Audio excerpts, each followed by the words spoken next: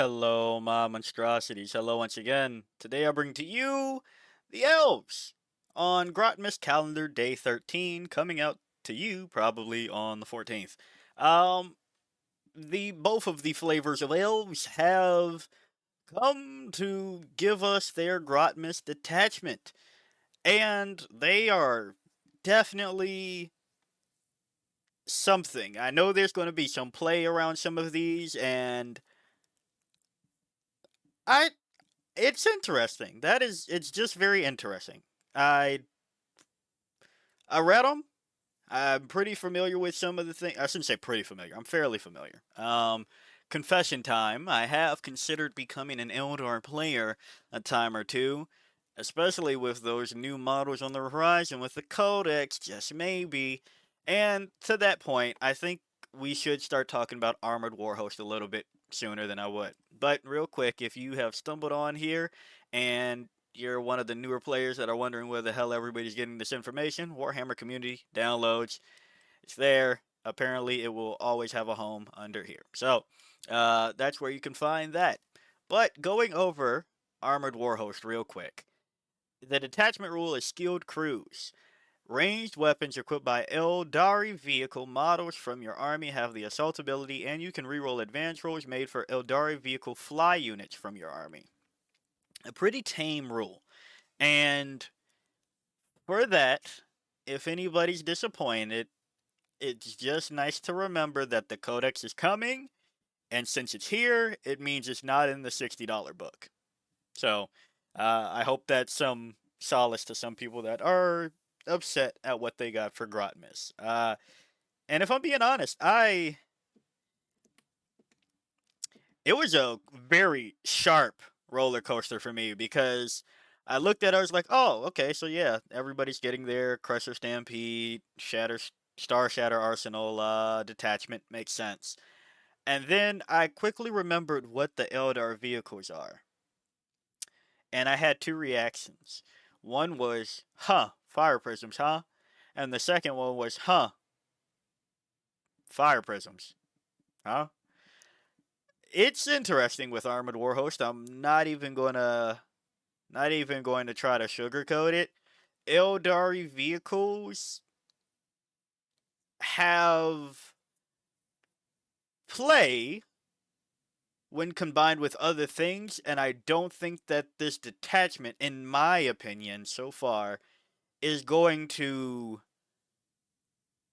incentivize you to play it over what you could do probably anywhere else, if I'm being quite frank. Except for like one or two cheeky things.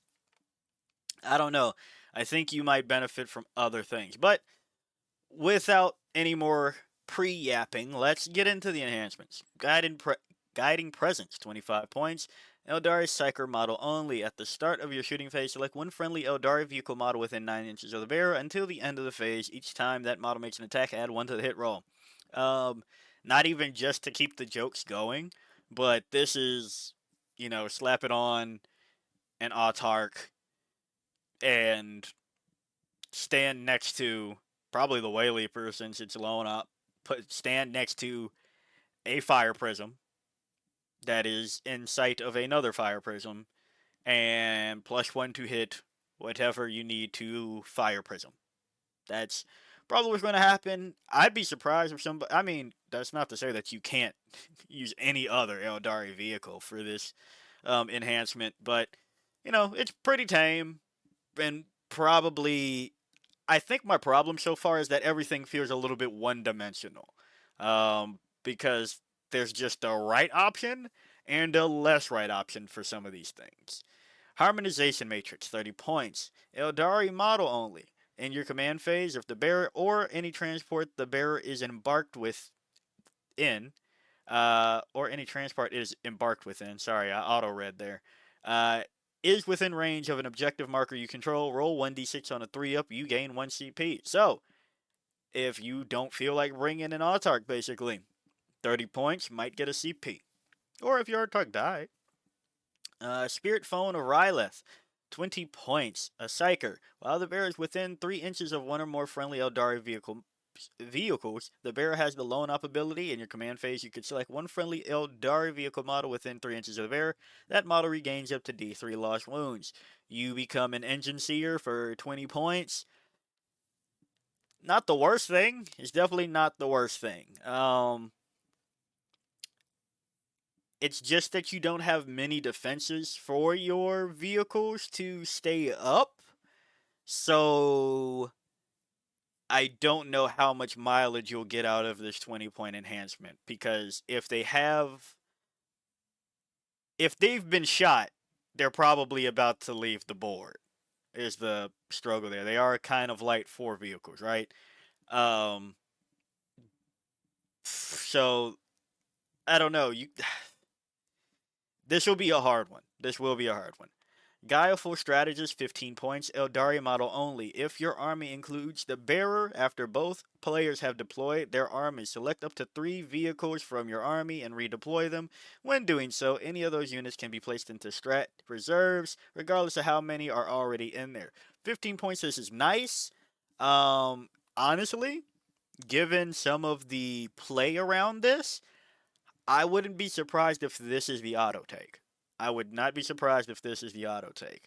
And we'll get to why in a second, I guess. Well, not I guess, but, we will get to why. Layered wards. Any phase just after a mortal wound is allocated to an Aeldari vehicle. Until the end of phase, models in your unit have the 5 up feel no pain against mortal wounds for 1 CP. That is not great. I'll be honest, it's not great. Probably not needed, but you have it. Cloud Strike. Start of the reinforcement step of your movement phase. One Aeldari vehicle from your unit that can fly and is in strat reserves. Until the end of phase, your unit has the Deep Strike ability. When your unit is set up on the battlefield using Deep Strike, it can be set up 6 inches away from enemy units.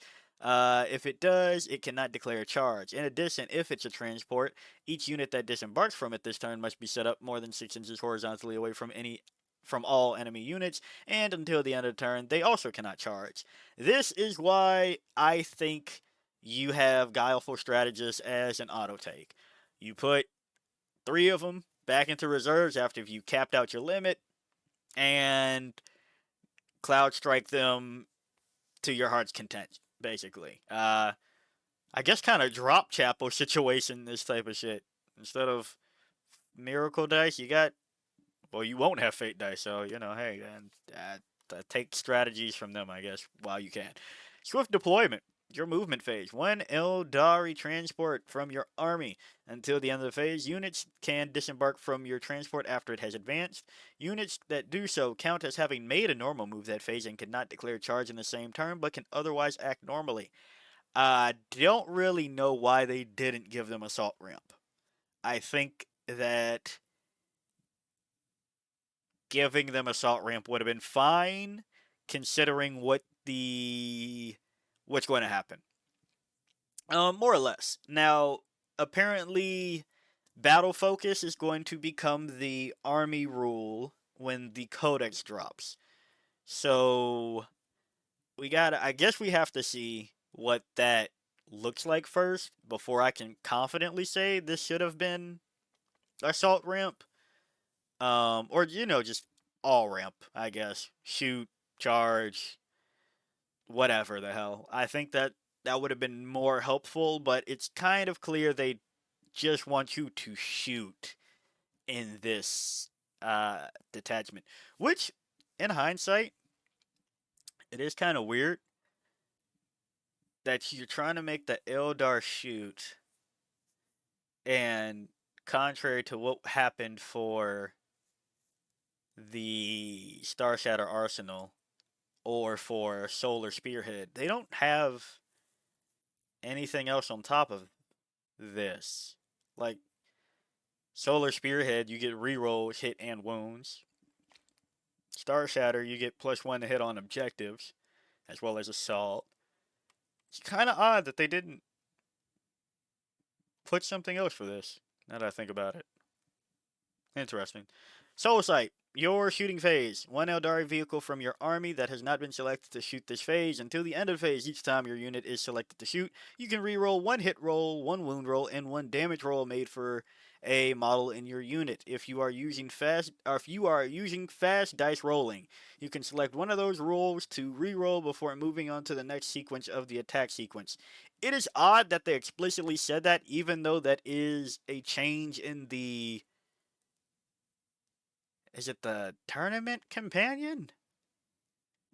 I don't remember, but I remember them addressing the fact that re-rolls can be done with fast rolls. So I don't know why they said that specifically here about a year later. Don't know. Unless I'm. Somebody in the comments, let me know what I'm missing about that to why they would explicitly say that. Because I feel like that was just understood by now. I don't know. So you can select one of those. Yeah, are they trying to say that? Yeah, I have no clue why they specified that. Because you would get that? Don't know. It's got to be something I'm missing that I'm either confusing a rule or a clarification or something. I can't remember.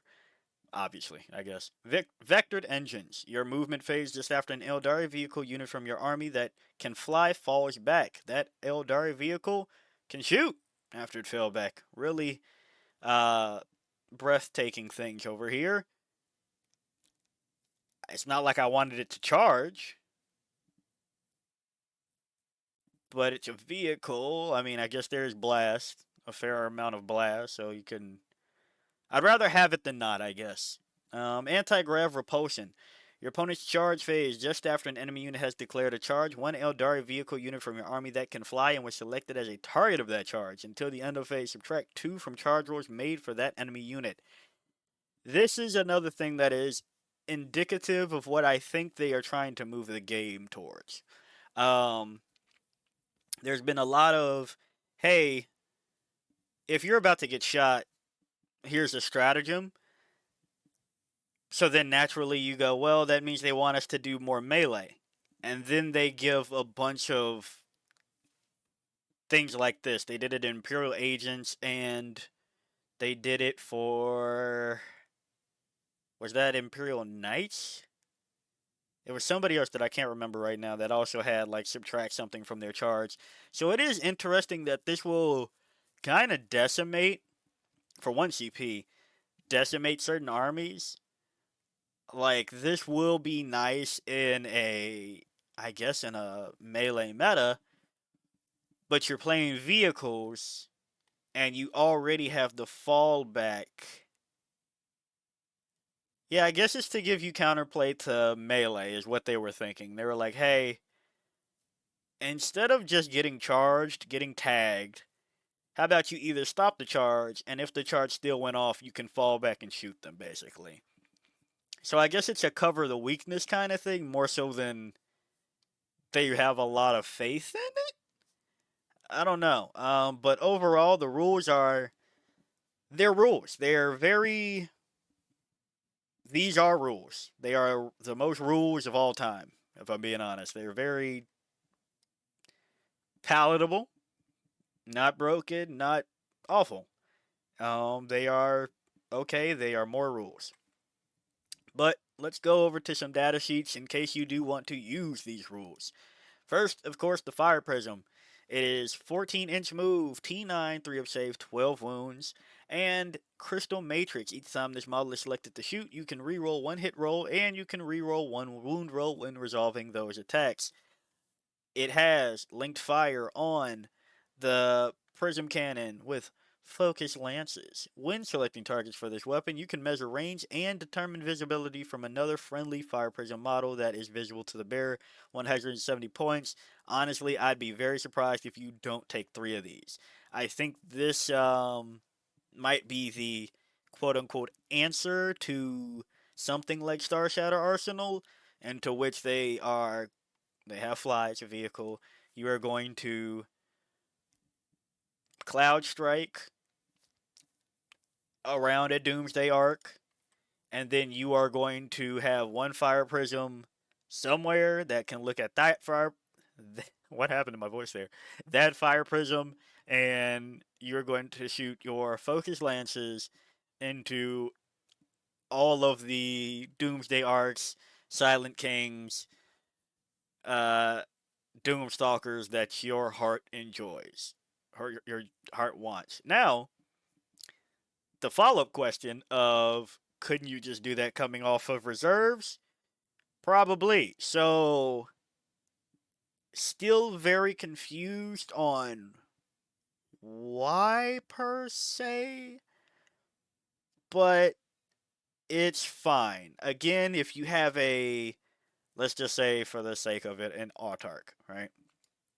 An autarch with guiding presence next to fire prism number 2, it now hits on 2s, it rerolls one of the hits, and can reroll one of the wounds after another fire prism deep struck, deep struck, uh, next to whatever target you really need to lift off of the board. So it's not the worst, not the best. It's very tame.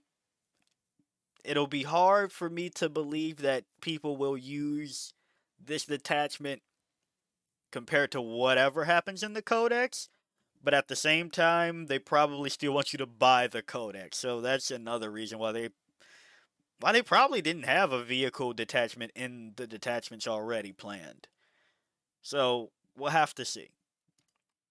And we go to a Viper that you're probably bringing. In your shooting phase, after this model has shot, select one enemy unit hit by one or more of those attacks until the end of the phase. That enemy unit cannot have the benefit of cover. For 75 points, you're definitely bringing 3 of these. They are vehicles that can fly, decent range, possible weapon. You just are using them to strip cover. It is, I was going to say the cheapest strip cover, but the Pyrivore exists. But it's the cheapest long distance cover stripping. Yeah, definitely cheapest. I was going to say the ranged warriors, but it still costs a CP to do that and warrior buy a 4-mana slot. But that's you're bringing Vipers. Don't fight it, just bring them. Warwalkers. Each time a ranged attack targets this unit, subtract 1 from the wound roll. Honestly, and they have Scouts 9. This is probably why the stratagem is mortal wounds instead of the, you know, strength greater than toughness -1 to wound that everybody else has been getting. Uh, they probably said, well, there's already Warwalkers, so your entire army doesn't need to do that. And then you can bring a Farseer and do -1 to wound. So probably don't need more of that.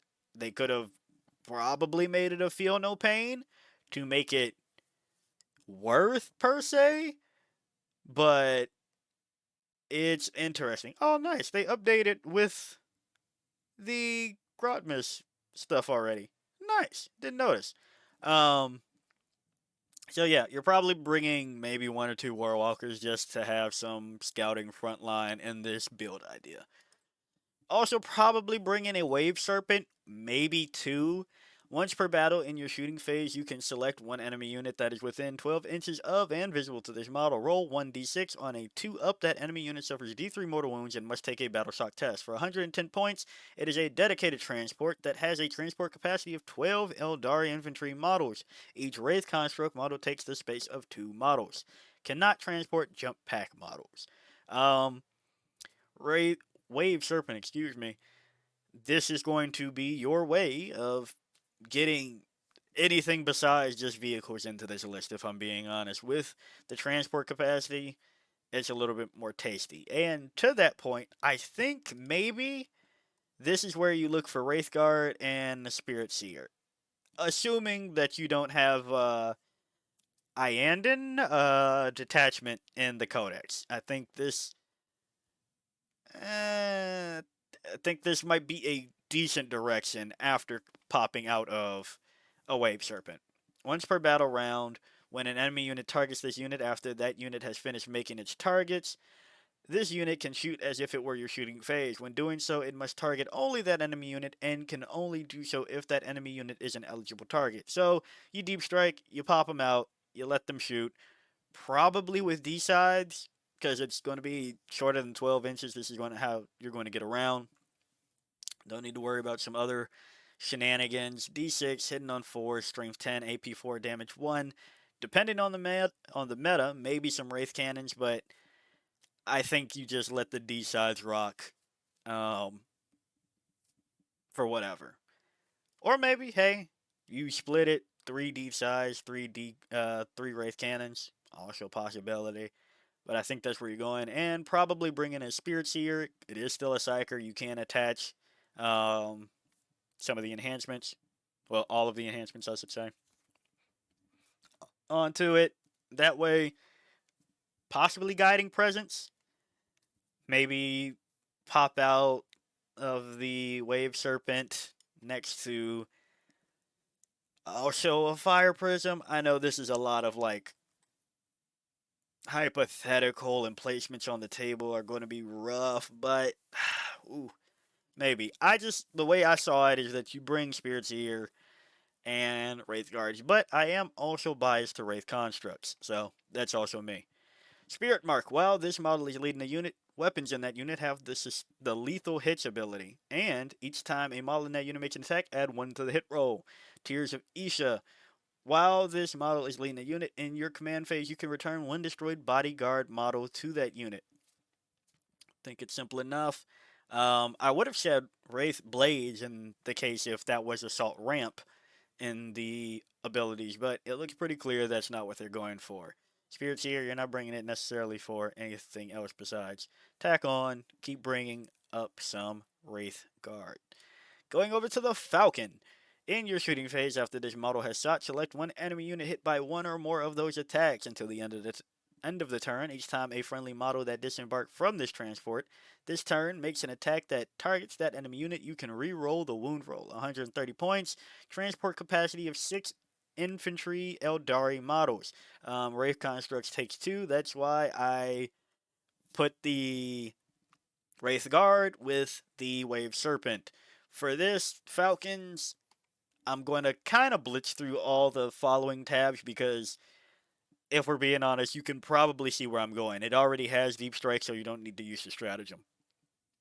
Probably bringing Fire Dragons for their rerolls to wound and damage versus monsters or vehicles. Then again, this is changing. Apparently they're getting what was it? They're getting something that's different in the upcoming codex. I can't remember right now what it is. Oh, right, they're all getting flamers. It's the Exarch now that has the flamer, but apparently they're all getting flamers. So maybe pop out and flamer something down with probably 6d6, I would assume, at 611. That could be pretty nice, pretty nasty. Of course, probably bringing Fuegan if my max is 6 in the Falcon. Probably bringing 5 and attaching Fuegan, if this is the way that you want to go about it. Burning Lance while this model is leading a unit. Each time a model in that unit makes an attack, add 1 to the hit roll. If you do that, probably not bringing the Flamers, if I'm being honest. Fire Pike, but for the Exarch, Dragon Fusion Guns, we'll have to see what this profile looks like. This is a lot of we'll have to see. Dark Reapers. I know nobody wants to bring Dark Reapers really per se, but I think that Malgan Ra is cool. So Dark Reapers? Question mark. Each time a model in this unit makes a ranged attack, you can ignore any or all modifiers to the attack's ballistic skill characteristic and to the hit roll. Profiles are decent shooting profiles. Yeah, it's decent. Malgan Ra, however, each time this model makes an attack that targets a unit that is below half strength, you can re-roll the hit roll and you can re-roll the wound roll. Harvester of Souls, while this model is leading a unit, each time a model in that unit makes an attack, add 1 to the hit roll. The Malgatar, Devastating Wounds, ignores cover, 6 attacks hitting on 2, strength 7, AP 1, damage 2. Pop out of something, 36 inches, bound, and still have the Malgatar as a melee weapon for whatever shenaniganizing somebody tries to hit you back with out of this detachment. I know we've stopped talking about the vehicles, and I know I said go faster, but really quick, Dire Avengers. They're Dire Avengers. This will be nice to put them in places. That way you can use Fire Overwatch on them after they get out of a transport that deep struck somewhere. Each time this target you can each time you target this unit with the fire overwatch stratagem, excuse me, while resolving their stratagems, hits are scored on unmodified hit rolls of 5 ups or 4 ups instead if this unit is within range of an objective marker you control. Dire Avengers, 70 for 5. You're probably, if anything, this might be the most likely thing you do, where you put them in some Wave Serpents, maybe a Falcon or two, and then Dire Avengers Overwatch around the board and Fire Prism everything else. Azerman, while this model is leading the unit, each time a model in this unit makes an attack, add 1 to the hit roll. Once per turn, you can target this model's unit with Fire Overwatch stratagem for 0 CP, and you can do so even if you already used it this phase. So, only one unit could get Azerman, everybody else just throw the Dire Avengers around. This actually, now that I think about it, could be a really cool, just a Dire Avengers, I guess, army list? Like, just one Phoenix Lord and Aspect Warrior list, but focus on vehicles. Even though I guess that'd be more the Shining Spears if you wanted to do that. Um, huh. I guess that would have to be that. Speaking of the Shining Spears, let's bring them up. Each time an attack targets this unit, subtract 1 from the hit roll. Would this be nice? Would this be nice in this detachment? They're mounted, not at all. For the benefits, but I'm thinking Shroud Runners could also work. At the start of your shooting phase, select one enemy unit within a foot of and visible to this unit. Until the end of the phase, ranged weapons equipped by friendly Aeldari models have the lethal hit ability when targeting that unit. Huh. They have scouts and stealth. Maybe bring some Shroud Runners in this detachment. Maybe Shroud Runners, Dire Avengers, Falcon, Wave Serpent, Fire Prism, send it? I don't know how many points that is, but maybe. Night Spinner. It's 210 points. It is a vehicle with fly. Maybe you do deep strike this somewhere. That way you don't have to worry about the indirect fire rules. But in your shooting phase, after this model has shot, if one or more of those attacks made with its Doom Weaver scored a hit against an enemy unit, that enemy unit is pinned until the end of your opponent's next turn. While a unit is pinned, subtract 2 from its move characteristic and subtract 2 from advance and charge rolls made for it. Now, at first I didn't necessarily think the Night Spinner would have tons of play in it, because don't get me wrong, you missed the Night Spinner. Okay, not everybody misses the Night Spinner. However, Night Spinner for the -2 the charges and then hide behind vehicles for the anti-grav repulsion. Yeah, I guess good luck to anything trying to make a charge against you, because that would be a charge at -4 after you deep strike a Night Spinner for an angle. But again, they aren't the toughest things. I mean, they don't need to be if they can just keep things back. So maybe, in hindsight, I was pretty down on the Night Spinner. Maybe the way is Shroud Runners, Night Spinner, Fire Prisms, Dire Avengers, Wave Falcon. I'll have to see what points look like. But maybe 1 or 2 Night Spinners in a list can't hurt that bad, right? Right? Support weapons. This is something that maybe they don't have fly, so you can't do too many shenanigans.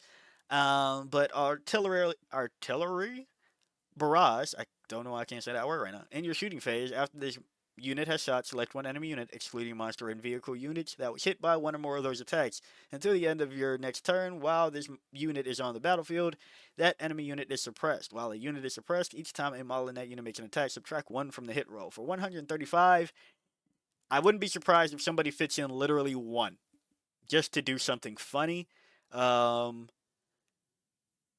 I don't think this is a priority at all. Same like the next one, which is odd that vehicles that can fly are getting a lot of benefits, except for like the main vehicles that you would think would fly. Crimson Hunter, I'm not even going to bother putting the Hemlock Wraith Fighter.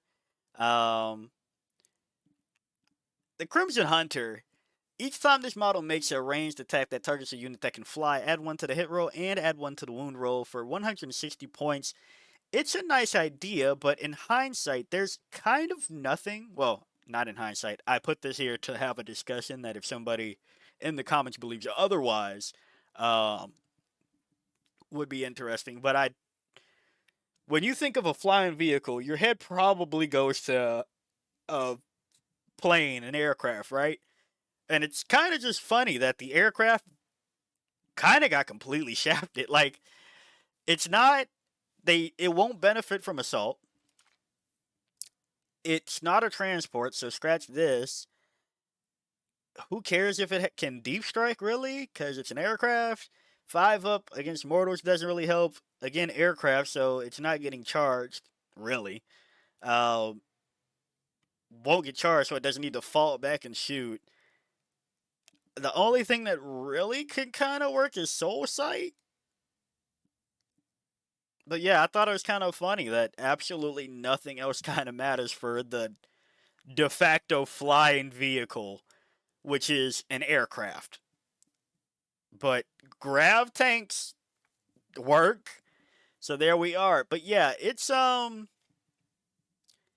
cheeky. There's a world. There is a world where maybe somebody falls in love with this detachment, and they know all the ways to Night Spinner, Fire Prism, what did I say, Viper Shroud Runner. Send it. Like I guess, but I don't really know how you'd play the game, if I'm being honest, because that sounds like a lot of points to try to make a vehicle heavy list that actually benefits from the things out of here. So I don't know. If you have different opinions about Armored Warhost, it's kind of weird. I don't think I'm disappointed because I'm technically not an elf player, and I know that the codex is coming, but it's definitely odd.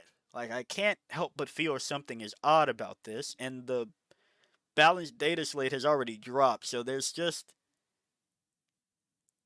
odd. Like, it's too tame, I guess. It's like so tame. It's not bad, because we've seen bad rules, like rules that just actually don't affect most of the things in the detachment, and it's definitely not great. Like, it's hard to argue that assault on vehicles is not a good ability, but when they're deep striking and you're playing with things like fire prisms, how much do I need that? Right? I don't know. It just feels very odd to me. So yeah, if you liked the video, like it, got a comment for me, comment, and until next time, peace out, my monstrosities.